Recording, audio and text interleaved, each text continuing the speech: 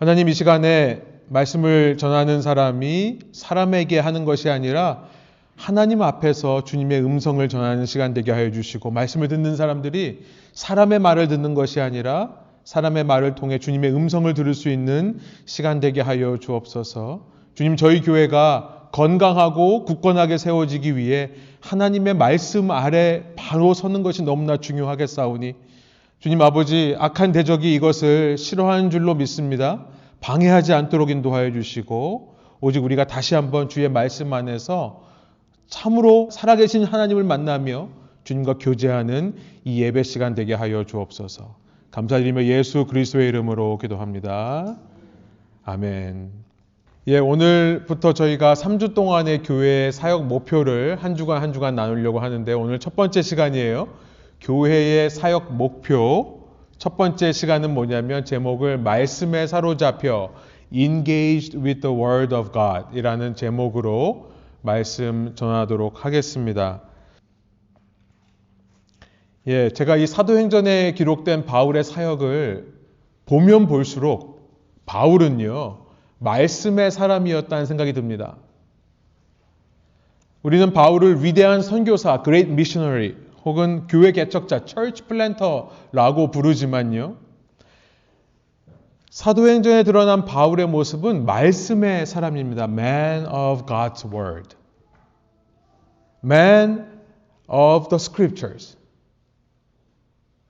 말씀을 가르치고 말씀을 전하는 사람, 말씀으로 설득하고 말씀으로 놀라운 일을 행한 말씀에 사로잡힌 사람이 바울이라는 것을 다시 한번 깨닫게 됩니다. 오늘 본문의 이야기도 마찬가지예요.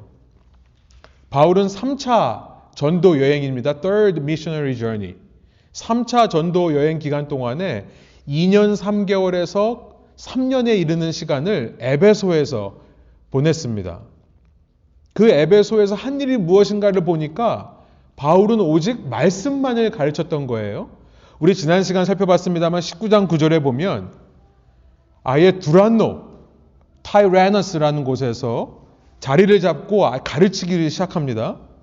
그 결과 19장 10절을 보니까 그 당시 아시아에 있는 모든 사람들이 하나님의 말씀을 듣게 되었다라는 놀라운 기록을 남기게 됩니다. 우리 슬라이드 지도를 보여주시면요, 이 에베소와 연결되어 있는 트라이시티가 있는데요, 세 개의 도시가 있는데 콜로세, 라오디시아, 그 다음에 히에라폴리스라고 하는 세 개의 도시가 있습니다. 여기까지도 복음이 이때 전해진 것으로 보여요. 우리가 이제 성경을 보면 에베소서 다음 책이 골로새서인데요, 이 골로새 교회에 편지를 보냅니다. 그리고 계시록에 가보면 라오디게아와 이 히에라볼리에 편지하는, 그러니까 교회가 있다는 것을 알게 돼요. 이때 아마 교회가 세워진 것으로 보이는데요. 이렇게 말씀이 에베소를 중심으로 바울에 의해 퍼져나가는 과정 속에서 이런 일들이 일어났다는 것을 오늘 본문 기록합니다. 11절이에요. 19장 11절. 하나님께서 바울의 손을 빌어서 비상한 기적들, extraordinary miracles, 놀라운 일들을 행하시는데요. 12절. 바울의 손수건이나 혹은 앞치마를 아픈 사람에 놓기만 해도 병이 낫고요, 악한 영에 이 사로잡힌 사람들이 자유롭게 되는 일들이 일어난 겁니다. 여러분, 바울이 성경 어디를 봐도 처음부터 이걸 목적으로 사역했다는 말이 없어요. 바울은 병을 고치기 위해 말씀을 전한 게 아닙니다. 바울은 악한 영을 쫓기 위해 사역한 사람이 아니에요. 가는 곳마다 바울이 한 것은 말씀을 전하는 일이었습니다. 그 말씀을 전했던 것의 현상으로, 피노미나, 이런 일들이 나타난 거예요. 11절을 보면요, 분명하게 바울이 아니라 하나님께서 바울의 손을 통해 이런 일들을 직접 행하셨다라고 기록하고 있습니다. 여러분, 이런 놀라운 일들은요, 피노미나, 현상입니다. 여러분, symptom하고 cause의 차이를 아세요? symptom and cause. 요즘 알러지 시즌이죠. 알러지 시즌이라서 콧물이 나고 기침하고 이러는데요. 여러분, sneezing and coughing, 그 자체가 알러지가 아닙니다. 그러죠? 이것은 알러지가 우리 몸에 들어와서 나타나는 현상일 뿐이에요. 심пт입니다. Just reaction of our body. 우리 몸속에 알러전이 들어오니까 우리 몸이 그걸 막으려고 콧물 나게 하고 기침하게 하는 거예요. 여러분, 증상과 원인을 우리가 분별해야 됩니다. We have to discern symptoms from the cause. 바울은요, 말씀 전하는 것 외에 다른 목표, 다른 cause, 다른 purpose를 둔 적이 없습니다. No other cause, no other purpose than preaching the word of God. 그의 목표는 미라클을, 기적을 행하거나 악한 영을 쫓아내는 게 아니라 오직 말씀을 전하는 목표를, purpose, cause를 충성되게 했고요. 그렇게 말씀이 퍼져나가니 나타나는 현상들 중에 하나로, phenomenon 중에 하나로 이런 일들이 일어난 겁니다. 말씀이 핵심, core고 이런 것들은 현상일 뿐이라는 거예요. 그런데 오늘 본문을 보니까요, 말씀이라는 핵심 없이 현상만을, phenomenon만을 따라하려고 하는 사람들이 나타납니다. 그 사람들의 이야기가 나타나요. 13절. Then some of the itinerant Jewish exorcists undertook to invoke the name of Lord Jesus over those who had evil spirits, saying, I adjure you by the Jews from whom Paul proclaims. 하나님의 말씀을 모르는 사람입니다. 하나님 말씀에 관심도 없는 사람인데요. 그저 이 나타나는 현상만 reproduce, 재생산하기 위해서 예수의 이름을 이용하여 이렇게 되어 있어요. 한국말로는 예수의 이름을 이용해서 by invoking the name of Jesus. 악한 영을 쫓아내려고 했던 겁니다. 예수님과 퍼스널 릴레이션십도 없으면서 예수님을 알지도 못하면서 바울이 프로클레임하는, 바울이 전하는 그 예수의 이름을 이용해서 나도 한번 악한 영을 쫓아보겠다고 했던 14절에 가보니까요. 그 이름이 아버지의 이름이 나옵니다. 여러분, 아들들을 잘 둬야 되는 것 같아요. 아버지의 이름만 공개가 돼요. 스게와라고 하는 유대인 대제사장, 유대인 제사장의 7 아들들의 이름이 공개되고, 이름은 없지만 이들이 나오고 있습니다. 그랬더니 15절에 보니까 이렇게 말씀해요. 말씀 한번 읽어볼게요. 여러분 편하신 번역으로 한번 읽어보겠습니다. 저는 영어로 읽을게요. But the evil spirit answered them, Jesus I know, and Paul I recognize. But who are you? And the man in whom was the evil spirit leaped on them, mastered all of them, and overpowered them, so that they fled out of the house, naked and wounded. 정말 코미디 같은 장면이죠. 넌 누구냐? 그러더니 그 악한 영에 들린 사람이 그 7 아들들을 덮쳐서 몸에 상처가 나고요. 다른 번역에 보면 피를 흘리면서 이 집 밖으로 옷을 벗고 도망치는 장면이 나오는 거예요. 그런데 이 장면이요, 우리에게 중요한 메시지를 던져주고 있습니다. 예수님의 말씀을 모르고 겉으로 드러나는 현상, 피노미넌만 추구하는 사람들은, 그것만 내려고 하는, 따라하려고 하는 사람들은 예수님께 아심받지 못한다는 거예요. They are not known to Jesus. 17절에 보니까요, 이 일이 에베소 사람들에게 알려지기 시작합니다. 그러면서 사람들 마음속에 두려운 마음이 생겨요. 그러면서 변화가, 트랜스포메이션이 시작됩니다. 18절에 가보니까 특별히 예수님을 믿기로 작정했던 사람들이 와가지고 자기가 했던 일들을 confess 했다라고, 자백했다라고 기록되어 있어요. 그들은 이 일 때문에 새로 예수님을 믿게 된 사람일 수도 있고요. 아니면 원어의 의미는 이전에 예수님을 믿었던 사람들이라고 해석할 수도 있습니다. 자기들이 했던 일들을 와서 confess하기 시작했는데 무슨 일을 했는가? What practices did they confess? 그 답이 19절에 나와 있어요. 19절입니다. 한번 한 목소리로 읽어볼까요? And a number of those who had practiced magic art brought their books together and burned them in the sight of all. And they counted the value of them and found it came to 50,000 pieces of silver.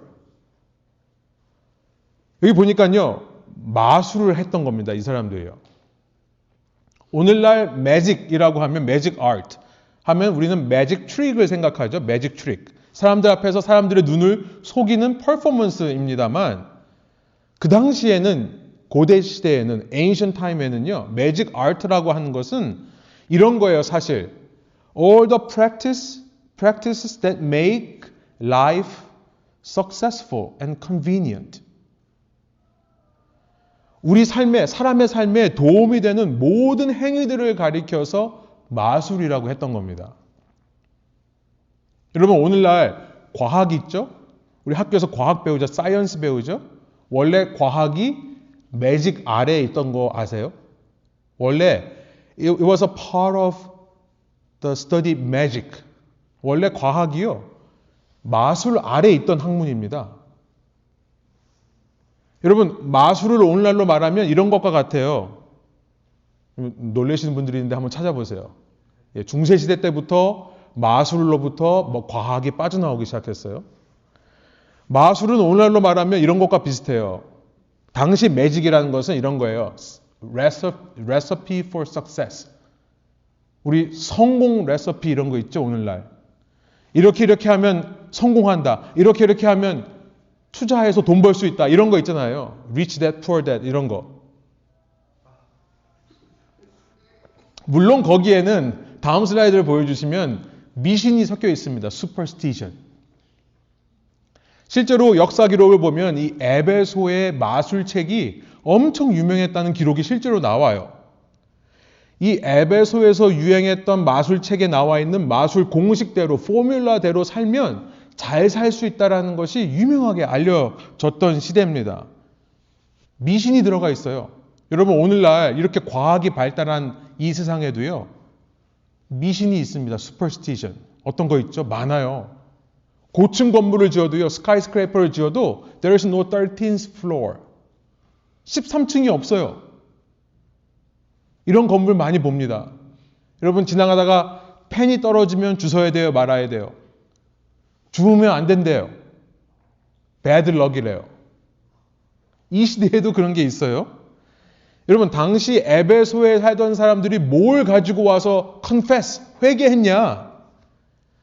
미신적인 것을 포함해서 우리가 오늘 생각하기에 과학처럼 우리의 삶을 이롭게 한다고 생각하던 모든 것들, 말로는 하나님을 믿는 신자라고 하면서 여기 지금 신자라고 하거든요. 19절에, 18절에요. 신도가 된 사람들. 그런데 말로는 하나님을 믿는다고 하면서도 삶에서는 하나님보다 더 의지하던 것들이 있었던 거예요. Rely more on something different. 그리고 추구했던, pursue 했던 그들의 삶의 방식, 라이프 스타일을 회개한 겁니다.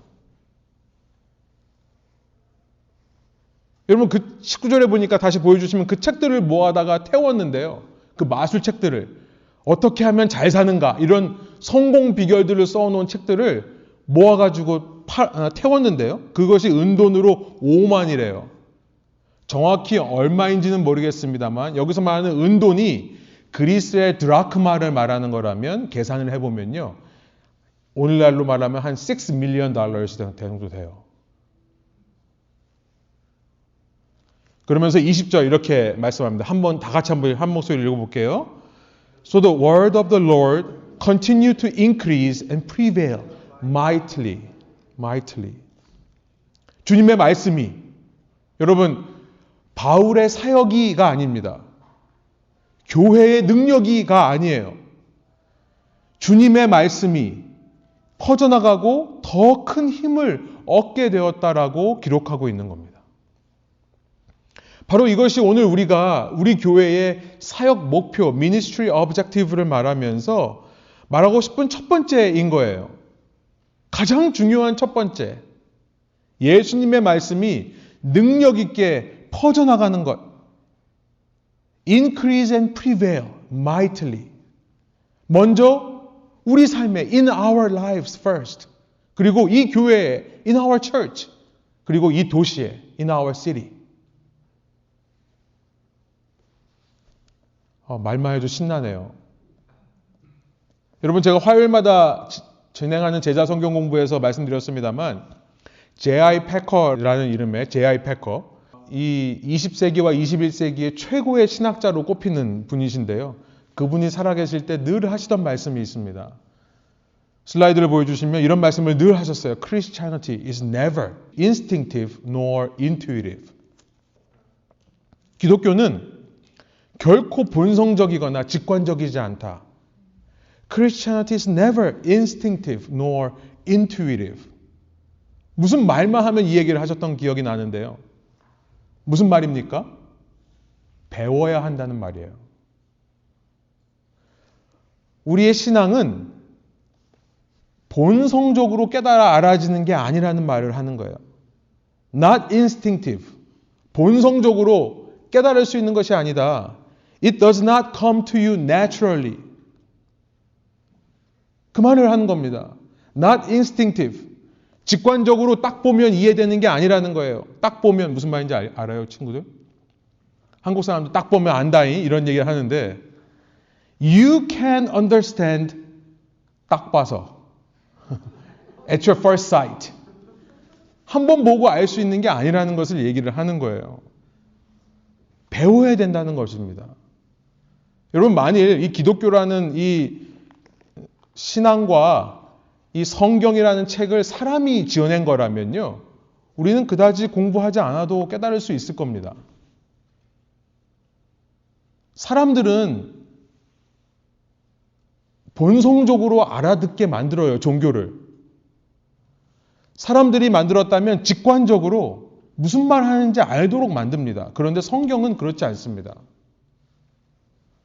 슬라이드를 보여주시면 성경을요, 우리가 신의 계시라고 하는데요. Revelation of God. Revelation 무슨 말입니까? Reveal. 나타내다는 말이에요. 신이 스스로 revealed himself. 나는 누구다라고 알려주신 것이 바로 성경이라는 거예요. 그래서 성경을 읽지 않으면 사람은 결코 하나님을 알 수 없습니다. 결코 알 수 없어요. 성경 외에 다른 계시를 주신 적이 없습니다. 여러분 우리가 찬양하고 기도하는데요.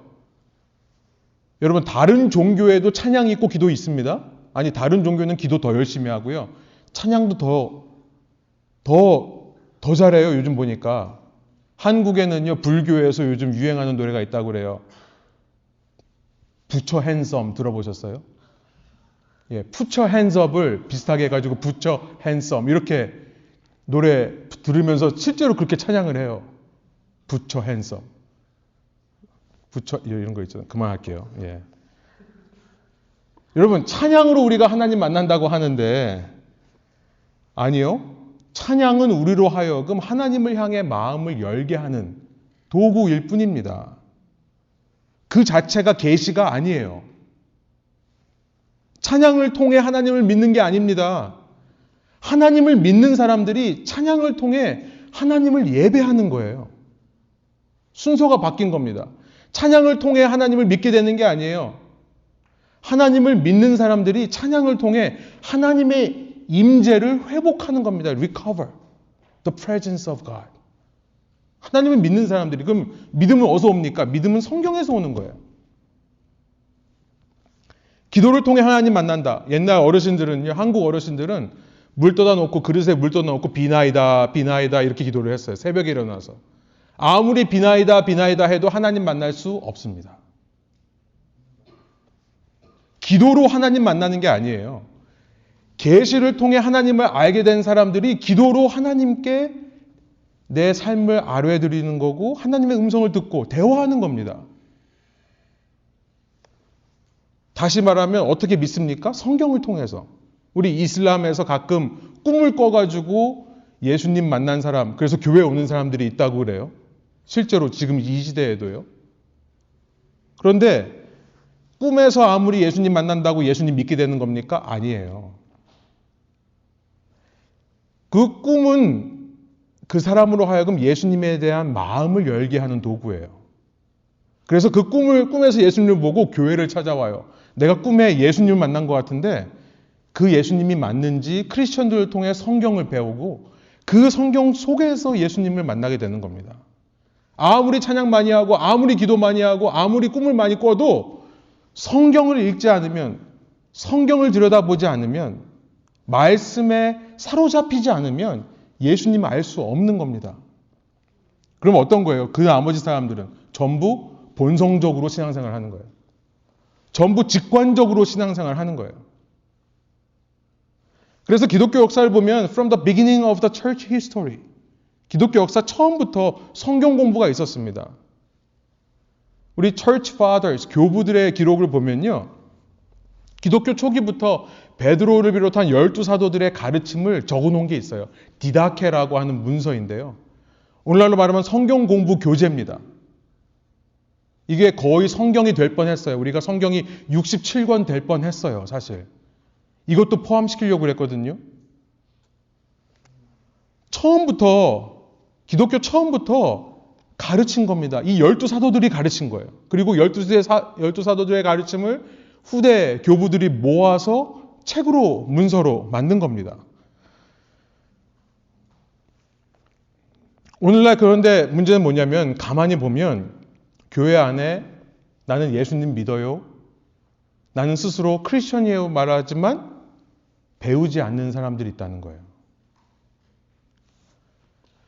예수님을 사형리처럼 간단한 포뮬라로 배웠습니다. 이 포뮬라만 고백하고 나서 이후 신앙생활하며 성경을 한 번도 읽지를 않는 겁니다. 주일날 집에 가면 성경을 덮어놓고 다시 그 다음 주일날 교회 올 때 그제서야 성경을 펴는 사람들이 있다는 거예요. 하나님에 대해 배우고자 하는 마음이 없습니다. 궁금하지가 않아요. There's no curiosity. 그리고 갈급함도 없어요. thirst도 없다면 저는 오늘 말씀에 근거하여 이렇게 도전을 드리고 싶은 거예요. 여러분 혹시 본성적으로 믿고 계시는 건 아닙니까? 직관적으로 믿는 것은 아닙니까? 여러분이 믿는 그 예수님이 성경에서 말씀하신 예수님이 맞나요? 성경을 가까이 하지 않고 예수님 믿는다면 어쩌면 그것은 마술이고 미신이지 않겠습니까? 여러분 그러다가 저는 목회자로서 제가 이런 말씀을 드리는 이유는 뭐냐면 그러다가 요즘처럼 유튜브나 여러 미디어에서 이상한 얘기들이 쏟아지는 세상 속에 살다가요, 자칫하면 믿음에 혼란이 올 수 있습니다. 자칫하면 잘못된 생각에 사로잡힐 수가 있어요. 자칫하면 사이비 종교에 빠질 수 있습니다. 그러기 너무 쉬운 세상인 것 같아요. 그리고 자칫 잘못하면 믿음의 실족이 일어날 수 있습니다. 저는 목회자로서 정말 걱정되어서 말씀드리는 겁니다. 제가 한 가지 예를 들어볼게요. 바울은요, 에베소에서 3년 동안 머물면서 자기가 2차 전도여행, Second Missionary Journey 때 1년 반 머물렀던 고린도에 편지를 쓰기 시작합니다. 그렇게 알려져 있어요. 근데 고린도에 편지를 쓴 목적 중에 하나가 뭐냐면 고린도 교인들이 혼란스러워하는 여러 문제들을 해결하기 위함인데 그 중에 하나가 뭐였냐면 방언이에요. Speaking in tongues. 우리 지난 시간 기억하세요? 에베소 사람들이 지금 3차 전도여행 에베소입니다. 에베소 사람들이 성령을 받을 때 나타난 두 가지 증거가 방언과 예언이라고 19장 6절에 말씀을 했었죠. 그런데 바울이요, 이 에베소에서 고린도 교회에 이 방언과 관련해서 잘못 이해하고 있는 사람들이 있다는 것을 듣게 됩니다. 방언이란 뭐냐면 사람이 알아들을 수 없는 말로 기도하고 알아들을 수 없는 말로 말하는 것을 방언이라고 하는데요. Speaking in tongues. 바울이 가만 보니까 내가 편지를 써야겠다 생각이 드는 거예요. 알려줘야겠다. 무엇이 옳은 건지. 여러분, 방언 그 자체로는 성령의 역사가 아닙니다. 방언 그 자체로는 성령의 역사가 아니에요. 왜냐하면 방언은 기독교에만 있는 게 아니에요. 하나님 믿는 사람만 하는 게 아니에요. 당시 고린도에도 방언이 실제로 존재했다는 기록들이 있습니다. 그래서 바울은 이 고린도 교회 사람들한테 이 방언을 어떻게 이해해야 되는지 자세하게 편지를 써낸 게 고린도전서 12장, 14장인데요. 그러지 않으면 바울이 가르치지 않으면 그들은 방언에 대해서 본성적으로, 직감적으로만 이해를 했을 수 있었기 때문에 그렇죠. 여러분, 방언하는 거 들어보신 적 있으세요? 방언하는 거 들어보신 분이 있으세요? 우리 본성적으로, 직감적으로 어떤 생각이 드나요? 어떤 분들은 무섭대요. 또 어떤 분들은 와, 신기하다, 대단하다 이런 생각이 든대요. 여러분, 본성적으로, 직관적으로 우리가 방언을 이해하면요, 오늘날 이렇게 이해하는 사람들이 많습니다. 방언하면 뭔가 더 특별한 능력이 있는 것처럼 느껴지는 분들이 있는 것 같아요. 심지어 어떤 교단에서는 방언 받지 않으면 집사 직분을 주지를 않아요. 최소한 방언은 해야 이 사람이 영적인 사람이라는 것이라고 생각을 해요. 많은 사람들이 방언이라는 것을 내가 어떤 feel 받으면 방언하는 거라고 생각할 때가 많이 있습니다. 마치 방언을 하면 어떤 영적인 능력이 있거나 성령 충만한 것이라고 생각할 때가 많다는 겁니다. 여러분, 이게 다 본성적인 생각이에요. 직관적인 생각이에요. 성경은 뭐라고 하냐고요. 고린도전서 14장 23절입니다. 온 교회가 한 자리에 모여서 모두가 방언으로 말하고 있으면 갓 믿기 시작한 사람이나 믿지 않는 사람들이 들어와서 듣고 여러분을 미쳤다라고 하지 않겠습니까? 성경 말씀이에요. Will they not say that you are out of your mind? 그래서 바울은 14장에서 뭐라고 말하냐면 교회에서 방언을 translate, 통역, interpret 하는 사람이 없으면 절대로 방언으로 말하거나 기도하지 말라라고 가르쳐요. 14장 28절입니다. 통역할 사람이 없거든 교회에서는 뭐 하라고요? Be silent. 침묵하래요. 그러면서 방언은 오직 너와 하나님과 개인적인 관계에서만 해라 이렇게 얘기를 해요. 그런데 오늘날 교회 가보면요. 특히 한국 교회 가보면요. 뜨겁게 찬양하다가 갑자기 방언합니다. 무슨 집회에, 치유 집회, 찬양 집회 가면 막 방언으로 기도해요. 뭐 하는 겁니까? 죄송합니다만 고린도전서 14장을 한 번도 안 읽어본 거예요. 공부를 안 한 겁니다. 말씀을 기준으로 신앙생활을 하는 게 아니라 내 본성으로, 내 직관으로 신앙생활을 하는 거예요. 여러분, 미신입니다. 그게 미신이에요. 슈퍼스티션이에요. 예수님을 믿는다면서 예수님께서 나는 누구다라고 계시해 주신, 알려주신, 리빌해 주신 이 성경을 읽지 않고 예수님을 믿는다고 하면 우리는 예수님을 자꾸 그냥 내 삶의 문제들을 해결해 주시는 분, 내가 아플 때 기도하면 아픈 건 낫게 해주시는 분, 내가 기도하면 시험 잘 보게 해주시는 분, 나 성공하게 해주시는 분, 이렇게 이해하고 넘어간다는 겁니다. 그게 바로 미신이에요. 저는 우리 교회가요, 하나님께로 돌아오는 한 영혼을 품어줄 수 있는 그런 공동체가 되기를 소원합니다. 하나님의 가족 공동체, Family of God. 근데 그러기 위해 뭐가 필요할까를 제가 고민을 하면서 우리가 가장 먼저 회복해야 되는 것은 하나님의 말씀이라는 생각을 하게 되었습니다. 왜냐하면 한 영혼을 품어줄 수 있는 공동체는 건강한 공동체이겠죠. 그죠? 여러분, 건강해야 누군가를 품을 수 있는 겁니다. 내가 건강하지 않으면 남 품어주지를 못해요. 그러면 어떤 공동체가 건강한 공동체인가? 교회가 누구 또 한 사람을 품을 수 있을 정도로 건강하려면 그 교회를 이루는 한 사람 한 사람이 먼저 말씀의 사람이 되어야 된다. 그러지 않으면 이 공동체가 건강해질 수 없다라고 믿게 된 것입니다. 교회를 이루는 모든 사람이, 여러분, 소수만이 아니라 목사님이나 직분을 맡으신 분들, 교회에서 열심히 봉사하시는 분들만이 아니라 모든 분들이 정말 말씀에 사로잡혀 있을 때, 여러분 이 새 지체들이요 교회 와가지고 이 목사님 설교에 감동이 되는데요. 보통 근데 그것보다 더 감동되는 게 뭔지 아세요? 여러분들의 모습입니다. 사실 교회가 아무리 은혜로워도 화장실에서 마주쳤는데 마주친 사람 얼굴에서 분노나 화나 불만이나 이런 것들이 보이고 화장실에서 마주친 사람이 전혀 하나님의 사랑을 나눠 보여주지 않는 그런 모습이면 사람들은 이 교회가 말로는 말씀이라고 하는데 실제로는 안 그런가 보다 이렇게 느끼는 법이에요. 제가 무슨 말씀 드리냐면 이 자리에 있는 한 분 한 분이 예외가 없습니다. 말씀의 사람이 되셔야 한다는 거예요. 우리 한 사람 한 사람이 내 본성적인 생각이나 직관을 의지하지 않고 오직 성경이라는 기준에 우리 자신을 복종시킬 때에만 교회는 건강해진다. 그 외에 교회가 건강해지는 방법이 없습니다. 인간적으로 잘해준다고 건강해질까요? 아니요. 시설과 프로그램이 좋아서 건강해질까요? 아니요. 사실 말씀을 대체하기 위해 여러 프로그램들을 만드는 겁니다.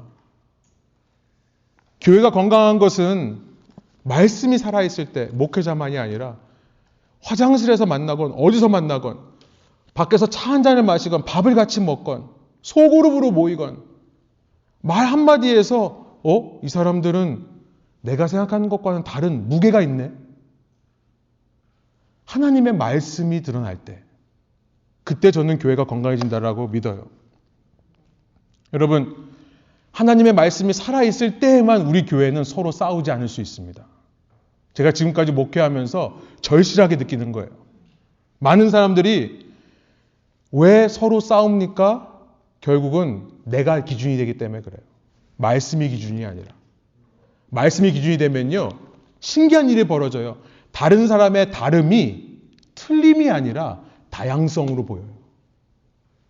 정말 신기합니다. 말씀의 사람들은, 말씀을 날마다 의지하는 사람들은 나와 다른 사람들을 볼 때 쟨 틀렸어가 아니라 이거는 하나님이 우리에게 허락하신 다양성, 다이버시티구나 라고 이해하게 된다는 것입니다. 그럴 때 사람들이 마음에 찔림을 받고 변화되기 시작하는 거예요. 그럴 때 회개가 일어나기 시작하고 600만 달러나 되는 마술책을 불태우는 변화가 생겨날 수 있는 겁니다. 사람의 마음을 변화시키는 것도 오직 하나님의 말씀이기 때문에 그렇습니다. 바울이요, 평생 이렇게 사역하다가 같이 여행 다녔던 디모데에게 이런 기록을 남깁니다. 디모데전서 4장인데요. 그대는 이것들을 명령하고 가르치십시오. 디모데에게 원하는 것 한 가지만 말씀하시는 것 같아요. 말씀입니다. 아무도 그대가 젊다고 해서 그대를 업신여기지 못하게 하십시오. 도리어 그대는 말과 행실과 사랑과 믿음과 순결에 있어서 믿는 이들의 본인이 되십시오. 저는 이 11절 가르치라, 본이 되라 이 말에서 이렇게 생각합니다. 여러분 목회자의 권위는 말씀으로부터 나오는 겁니다. 나이에 있지 않아요. 13절 내가 갈 때까지 성경을 읽는 일과 권면하는 일과 가르치는 일에 전념하십시오. 그대 속에 있는 은사 곧 그대가 장로들의 안수를 받을 때에 예언을 통하여 그대에게 주신 그 은사를 소홀히 여기지 마십시오. 하나님의 말씀을 전하는 은사. 이 일들을 명심하고 힘써 행하십시오. 그리하여 그대가 발전하는 모습을 모든 사람에게 나타나게 하십시오. 16절에 이렇게 말합니다. 그대 자신과 그대의 가르침을 살피십시오. 이런 일을 계속하십시오. 이렇게 함으로써 그대 자신도 구원하고 그대의 말을 듣는 사람들도 구원할 것입니다. 오직 말씀만을 붙잡고 말씀에 사로잡힌 자가 되라. 디모데후서 4장에 가면요. 그래서 이렇게 말씀합니다. 그대는 말씀을 선포하십시오. 기회가 좋든지 나쁘든지 꾸준하게 힘쓰십시오. 끝까지 참고 가르치면서 책망하고 경계하고 권면하십시오. 여러분 제가 오늘 조금 무거운 말씀을 드린다면 여러분 제가 이거 하고 있다고 생각하시면 될 것 같습니다. 다시 사도행전 19장 9절로 가볼게요. 다시 19장 9절로 가보면 말씀드린 대로 에베소에서 3년 가까운 시간 이 바울이 강의를 하는데요. 하나님의 말씀을 강의하기 시작하는데 그 했던 강의실 이름이 두란노라고 되어 있습니다. 그런데 어떤 사본에는요, 여기 19장 9절에 어떤 사본에는, 어떤 카피, 매뉴스크립트에는요, 5시부터 10시까지라는 기록이 들어가 있어요. 그러니까 오늘날 시간으로 말하면 오전 11시에서 오후 4시까지의 시간이 들어 있습니다. 당시 중동 지역은요, 이 미들 이스트는요, 태양이 너무 뜨거워요. 그래서 낮에 쉬는 시간들이 있었습니다. 로마 시대 때는 아예 법적으로 쉬게 했어요. 근데 두란노라는 곳이 어떤 곳인지는 잘 모르겠습니다만 이 강의실에 아마도 그 시간대에는 모이는 사람이 없었던 것으로 보입니다. 그죠? 제일 더울 시간, 11시부터 4시까지. 근데 바울은 세상 사람들이 모이지 않는 그 시간에 성경 공부를 시작한 거예요. 장소가 허락이 됐겠죠? 그리고 바울의 주위에는요, 그의 가르친다는 소문을 듣고 한 명씩 아마 모여서 바울에게 배우는 사람이 늘어나기 시작했을 것입니다. 그들 중에 진정한 회개를 했고, 그들 중에 마술책을 불살랐고, 그들을 통해 인근에 있는 트라이시리까지 말씀이 번져나간 것 같아 보여요. 그러면서 20절, 그로 인해 주님의 말씀의 능력이 그 도시 가운데 더 커져가고 힘을 떨치게 되었다. 하나님의 말씀이 살아있으니 신앙의 방해가 되는 우상들이 패배해버렸습니다. The word of God prevails. 그리고 복음이 승리하는 일들이 일어나기 시작한 겁니다. 여러분, 우리가 우리 교회의 사역 목표 이거 한 가지입니다. 말씀의 사람이 되는 것. 여러분, 이것이 여러분 교회 올 때만 여러분의 프라이어티가 아니라 여러분 삶의 프라이어티가 되기를 원해요. 여러분 한 사람 한 사람의 최고 우선순위가 되시기를 바랍니다. 여러분이 말씀의 사람으로 되면 여러분 가정이 화목해집니다. 정말이에요. 제가 빼먹었는데 제 간증이에요. 제가 그나마 말씀 안 읽었으면요, 상상도 못해요. 정말 상상하기도 싫어요. 여러분이 말씀을 읽는 것이 여러분 직장 생활에서 좋은 인간관계들을 만드는 비결입니다. 그게 핵심이에요. 말씀에 사로잡힌 사람이 되는 것이 여러분 신앙의, 우리 교회의 사역 목표라고 하니까 따라가자 이 정도가 아니라 여러분 삶의 제1순위가 되기를 저는 원해요. 핵심 없이 현상만 따라하지 마십시오. 핵심 없이, 말씀 없이 분위기만 휩쓸려서 다니지 마세요. 교회 분위기가 뜨거우면 나도 뜨거워지고 교회 분위기가 처지면 나도 처지고 그러지 마세요. 제가 한국에 있을 때 그렇게 신앙생활 했거든요. 으쌰으쌰 교회에서 하니까 그게 신앙인 줄 알고. 근데 지금 돌아보니까 아니에요. 미신입니다. 미신이에요. 마술이에요. 여러분, 말씀에 사로잡힌 사람이 되면 시간 문제가 되지 않습니다. 장소 문제되지 않습니다. 오히려 남들 쉴 때도 공부하는 열정이 생겨나는 줄로 믿습니다. 비즈니스를 문 닫고라도 와서 배우려는 마음이 생겨날 줄로 믿습니다. 이렇게 말하면 정말, 저희 교회에는요, 비즈니스 문 닫지 않아도 되는 음성 녹음 파일이 있어요. 여러분, 단지 성경 공부 오란 얘기가 아니에요. 교회 모임에 참여해라 마라 이런 얘기가 아닙니다. 여러분 신앙이 바로 서고 안 서고의 문제예요. 여러분, 교회가 바로 서고 안 서고의 문제입니다. 아니, 교회가 존재해야 되냐 아니면 문 닫아야 되냐의 문제인 거예요. 이 땅의 한 영혼이 여러분을 통해 진정으로 주님을 만나는가 못 만나는가의 문제고요. 이 땅의 한 영혼이 주님의 말씀으로 변화되는 참 구원의 길을 여러분과 함께 걸을 수 있는가 없는가의 문제고요. 여러분과 이 교회에 만나는 모든 사람들이 평생 마술과 미신에 빠져 살 건가 아닌가의 문제인 겁니다. 마지막으로요, 교회 핵심 사역 타입을 저희가 만들어 봤는데요. 하나씩 체크해 보길 바라요. 말씀에 사로잡힌 사람이 되기 위해 가장 먼저 여러분, 말씀을 듣는 훈련부터 하세요. 듣기.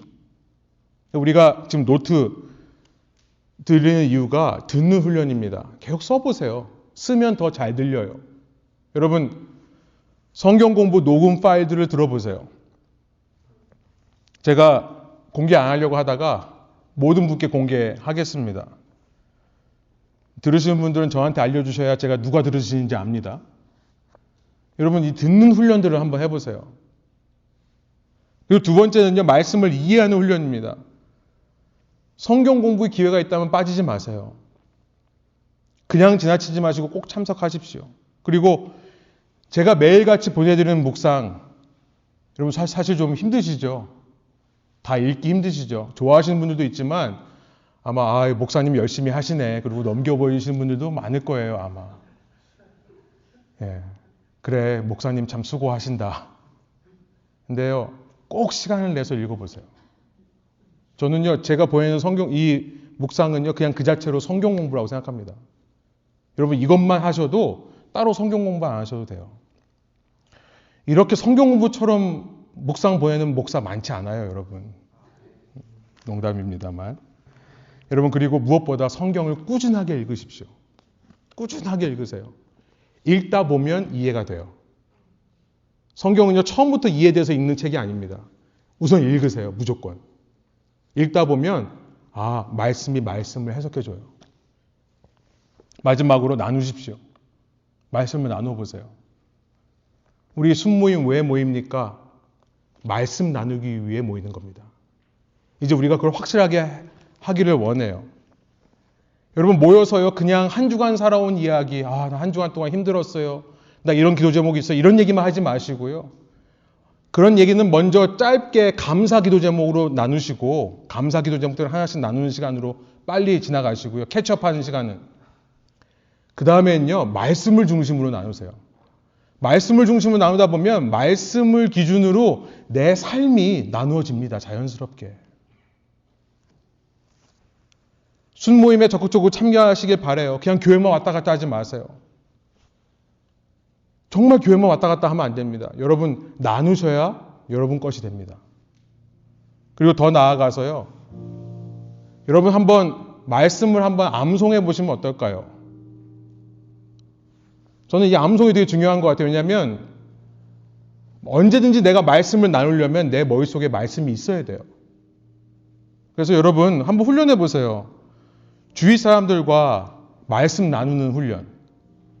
하나라도 말씀을 기억하고 의도적으로 여러분, 내 주위 사람에게 내 말이 아니라 하나님의 말씀을 나누려고 하는 훈련들을 해보시기 바랍니다.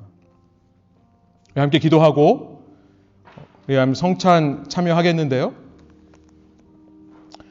우리 뒤에서부터 나오셔서 받아가신 다음에 제가 하나님 말씀 읽고 함께 나누도록 하겠습니다. 먼저 제가 대표로 기도하겠습니다. 하나님, 이 시간 저희가 교회의 첫 번째 사역 목표가 하나님의 말씀의 사람이 되는 것, 하나님의 말씀에 사로잡힌 자 되는 것이라고 나누었습니다. 어쩌면 우리가 예수님을 믿는다고 하면서도 주님, 저희가 본성적으로 직관적으로 예수님을 믿었던 것은 아닌가 돌아봅니다. 매일같이 하나님의 말씀을 통해 예수님을 만나는 그런 경험이 없는데도 불구하고 내 속에 궁금증이 없다면, 내 속에 갈급함이 없다면, 주님, 그것은 어쩌면 에베소 사람들과 같이 마술책으로 미신을 믿는 것과 별로 다르지 않다는 것을 이 시간 저희 마음속에 깨닫게 해주셔서 감사합니다. 하나님, 이 시간 그 마술책을 태워버리겠습니다. 주님 앞에 하나님을 아는 것 외에 내 삶에 중요하다고 생각하는 모든 것들을 다 태워버립니다. 그것이 얼마이든. 오직 예수님을 내 마음에 아는 것만이 내 삶의 최고 우선순위가 되게 하여 주십시오. 그것이 내 가정이 살아나는 비결이며 내 관계들이 회복되는 비결임을, 아니 내 삶이 다시 한번 예수님의 임재로 회복되는 비결임을 깨닫습니다. 단지 교회가 으쌰으쌰하고 하나로 나가자는 얘기가 아니라 주님, 이것이 우리의 삶을 결정하고 우리의 믿음을 결정하는 문제인 줄을 믿사오니 이 시간 다시 한번 마음속에 회개가 들게 하여 주시고 주님을 알고자 하는 갈급함과 열망이 저희 마음속에 다시 한번 샘솟게 하여 주옵소서. 감사드리며 예수 그리스도의 이름으로 기도합니다. 아멘.